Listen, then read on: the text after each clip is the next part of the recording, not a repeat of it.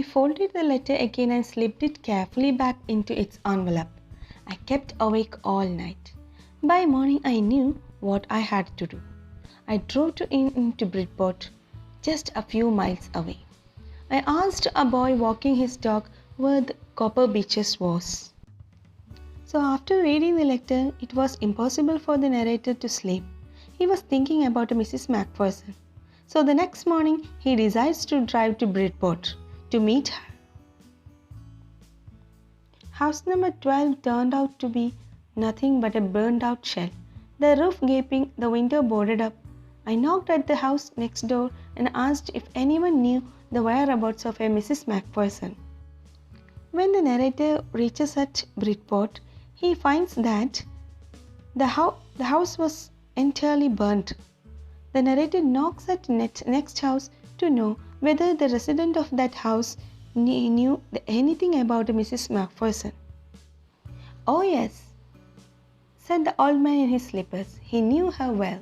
A lovely old lady, he told me, a bit muddle-headed. But at her age she was entitled to be, wasn't she? 101 years old. She had been in the house when it caught fire. No one really knew how the fire had started, but it could well have been candles. She used candles rather than electricity because she always thought electricity was too expensive. The firemen had got her out just in time. She was in a nursing home now, he told me, Burlington House, on the Dorchester Road on the other side of town."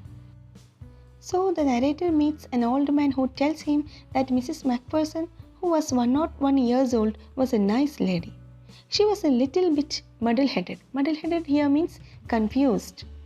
She had been inside the house when it caught fire, and that was the most probably she used the candles rather than the electricity because she thought that electricity is far too expensive. He told that she was sent to a nursing home in Burlington House.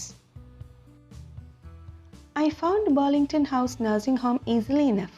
There were paper chains up in the hallway and a lighted Christmas tree stood in the corner with a lopsided angel on top.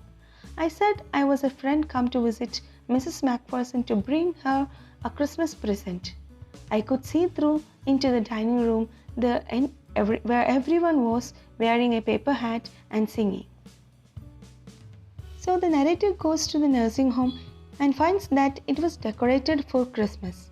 A Christmas tree was lit up in a corner. He notices that the people who were celebrating Christmas, singing cheerfully and wearing paper hats. The matron had a hat on too and seemed happy enough to see me. She even offered me a mince pie. She walked me along the corridor. "Mrs. Macpherson is not in with the others," she told me. "She is rather confused today, so we thought it best if she had a good rest. She has no family, you know.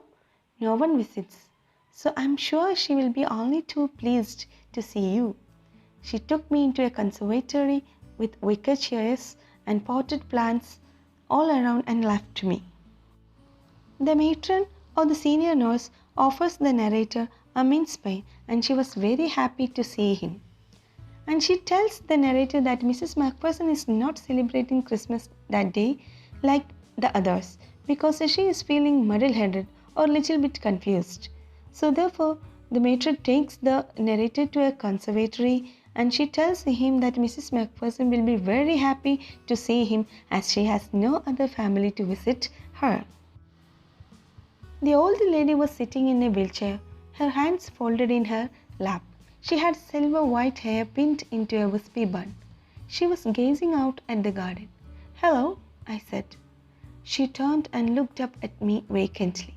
"Happy Christmas, Connie," I went on. "I found this. I think it's yours." As I was speaking, her eyes never left my face.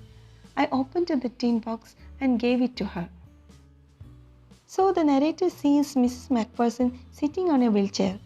Her hair was silver white in color. He starts to talk her and wishes Happy Christmas, Connie, and returns the tin box to her. That was the moment her eyes lit up with recognition and her face became suffused with a sudden glow of happiness. I explained about the desk, about how I had found it, but I don't think she was listening. For a while, she said nothing, but stroked the letter tenderly with her fingertips. As soon as Mrs. Macpherson looked at the tin box, her face became bright with happiness.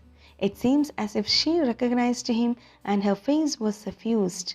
Suffused means glow with happiness. As the narrator keeps on explaining how he found it, she was not listening to him. She was touching on the box tenderly, and she was in another world. Suddenly, she reached out and took my hand. Her eyes were filled with tears. "You told me you would come home by Christmas, dearest," she said. "And here you are, the best Christmas present in the world. Come closer, Jim dear. Sit down." So the old lady, Mrs. Macpherson, Connie Macpherson, reaches out and took the narrator's hand and makes him sit down next to her. She calls him Jim dear and tells that he was the best Christmas present in the world for her. She mistook the narrator with her long ever awaited husband Jim Macpherson. I sat down beside her and she kissed my cheek. "I read your letter so often, Jim, every day. I wanted to hear your voice in my head. It always made me feel you were with me, and now you are. Now you are back. You can read it to me yourself. Would you do that for me, Jim dear? I just want to hear your voice again. I would love that so much, and then perhaps we will have some tea. I have made you a nice Christmas cake, marzipan all around. I know how much you love marzipan." So Connie kisses the narrator and tells that she often read his letter, and also tells that she always wanted to hear from him.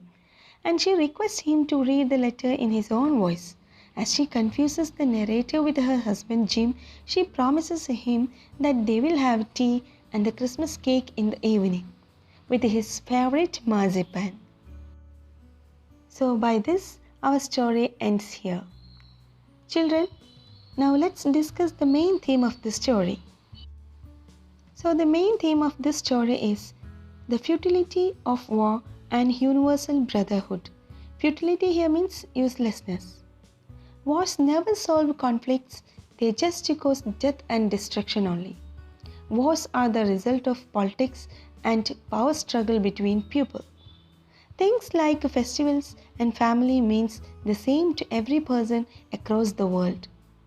So, universal brotherhood, peace, love and harmony should be promoted in our society instead of wars and violences. Thank you.